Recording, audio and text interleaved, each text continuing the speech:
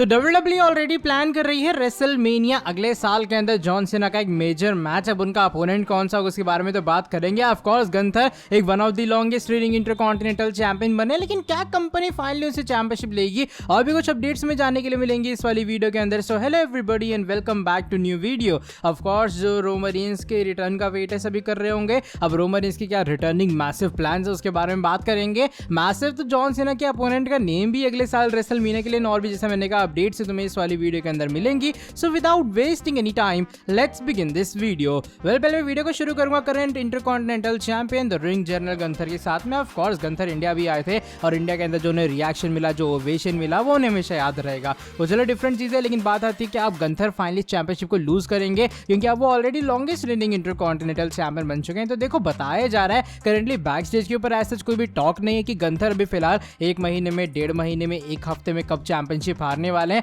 अच्छा ये बात हो रही है कि भैया ये पॉसिबल कैंडिडेट है, जैसे सपोज करो कि ड्रू मैकिंटायर एक पॉसिबल कैंडिडेट है, शेमस एक पॉसिबल कैंडिडेट है जिन्हें WWE बना सकते जो कि डिथ्रोन करें गंथर को। लेकिन अभी कहते हैं ना कि ये बंदा लॉक हो चुका है या फिर WWE ने ये सोच लिया कि इतने महीने बाद गंथर चैंपियनशिप हमसे ले ही लेंगे या फिर वो हार जाएंगे। तो ऐसी चीजें अभी तक बैक स्टेज के ऊपर प्लान बिल्कुल भी नहीं हुई है, यानी कि तुम्हें गंथर की जो टाइटल रेन है वो जरूर और लंबी जाती हुई नजर आएगी। जो अगली अपडेट है वो इस बार जॉनी गारगानो के बारे में जुड़ी है, बिकॉज रिसेंट टाइम के लाइव इवेंट के अंदर गारगानो ने फाइनली अपना कमबैक एक बार फिर से कर लिया है। लेकिन एक रिटर्निंग मैच के अंदर ही जॉनी गारगानो हारते हुए नजर आए। जिन लोगों को नहीं पता, लाइव इवेंट के अंदर मैच हुआ है जहां ओमस ने आमना सामना किया जॉनी गारगानो का। और ऑफ कोर्स ये जो मैच है वो अच्छा खासा मैच जा रहा था, MVP वगैरह की तरफ से डिस्ट्रैक्शन भी होती है, लेकिन अल्टीमेटली जो ओमस आखिरी में चोक स्लैम कनेक्ट करते हैं 1, 2 एंड 3 होता है और मैच में विक्ट्री ओमस की हो जाती है। कुछ इस तरीके से जॉनी गारगानो ने अपने कमबैक मैच में एक हार का सामना किया जब वो लाइव इवेंट के अंदर एक बार फिर से रिंग कंपटीशन में आते हुए नजर आए।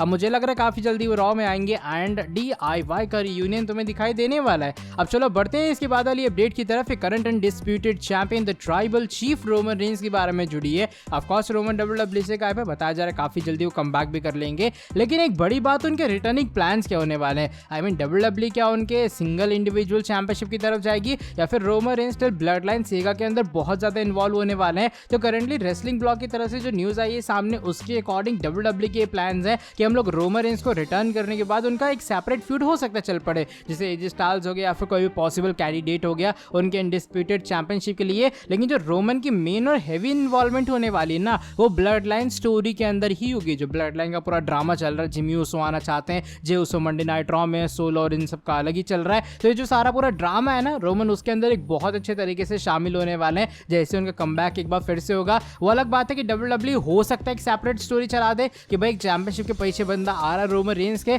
लेकिन जो एक मेन सेंटर फोकस पॉइंट कह सकते हो रोमन के रिटर्न का, वो ब्लड लाइन ही रहने वाले। और ब्लड लाइन के अराउंड ही जो कहानी है वो मेनली रोमन की एंड स्मैकडाउन के शो की घूमती हुई नजर आएगी। लेट्स सी कंपनी किस तरीके से बुकिंग करती है इन फ्यूचर। लेकिन ये कुछ अपडेट है और ये कुछ प्लान्स हैं हमारे ट्राइबल चीफ रोमन रेंस के। इसके बाद वाली जो अपडेट है इस बार हमारे farmer WWE champion the Scottish warrior Drew McIntyre के बारे में जुड़ी है। एंड ड्रू मैकिंटायर की चैंपियनशिप प्लान्स को लेकर एक अपडेट आई है सामने। देखो बताया जा रहा है कि इस साल की स्टार्टिंग में WWE के पास क्या प्लान्स थे कि हमारे जो इस बार ड्रू मैकिंटायर है वो मनी इन द बैंक के अंदर कमबैक करते, उनका वहां से हील टर्न होता। अब ये प्लान्स कैंसिल हुए, लेकिन साथ ही में WWE के एक और प्लान थे। वो प्लान ये था कि इस साल के एंड तक जो ड्रू मैकिंटायर है वो एक वर्ल्ड हेवीवेट चैंपियनशिप फ्यूड के अंदर इन्वॉल्व होते। अब ये जो प्लान हो तब थे जब वो हील टर्न करते हुए नजर आते। अब ये बात कंफर्म नहीं हो रही है क्या जो ड्रू मैकिंटायर उनके हील टर्न वाले प्लान्स कैंसिल हुए, तो क्या इसका मतलब ये जो वर्ल्ड हेवीवेट चैंपियनशिप के प्लान्स थे ये भी कैंसिल हुए या फिर नहीं, वो स्टिल कहते हैं ना एक डाउट वाली चीज है। लेकिन अभी फिलहाल यही कुछ चीज है जो कि मैं तुम लोगों को बता सकता हूँ कि मे बी पॉसिबल ये प्लान्स हैं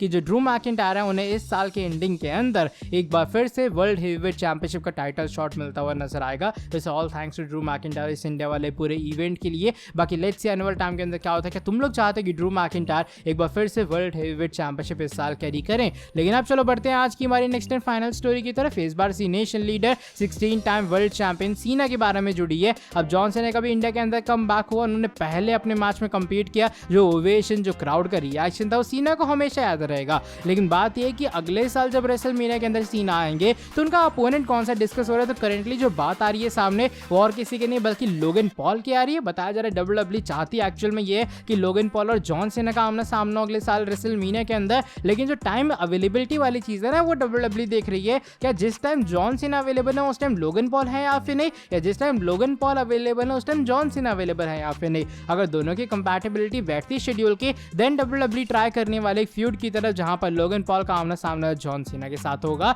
वैसे मैं चाहता हूं ये मैच, ये वाला फ्यूड हो जाए, बिकॉज आई होप इस वाले मैच के अंदर WWE सीना को जिता देगी।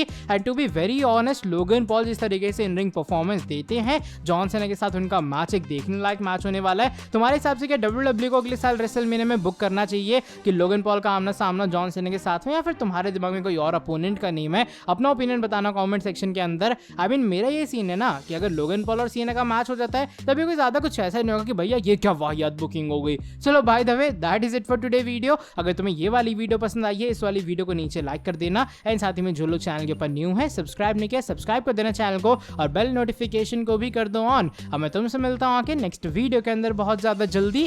Till then bye bye, take care.